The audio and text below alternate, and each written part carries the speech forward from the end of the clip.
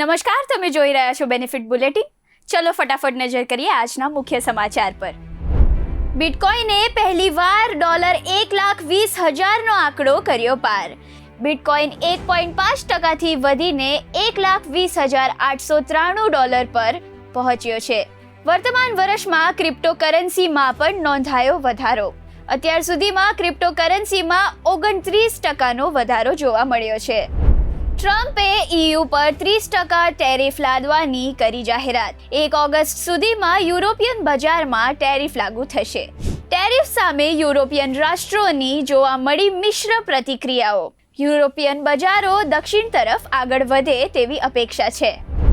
2025માં IPO ભંડોળ એકત્ર કરવામાં NSE વૈશ્વિક સ્તરે ચોથા ક્રમે. NSEએ IPO દ્વારા $5.51 બિલિયન એકત્ર કર્યા. NSEનો વૈશ્વિક IPO ભંડોળમાં 8.9%નો ફાળો.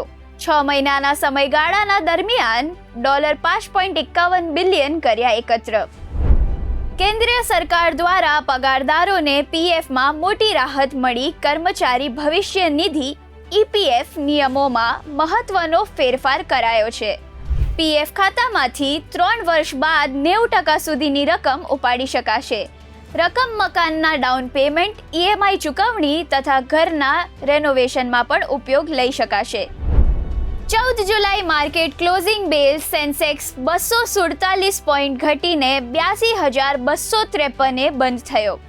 નિફ્ટી 67.55 પોઈન્ટ ઘટીને 25,082 સ્થિર થયો.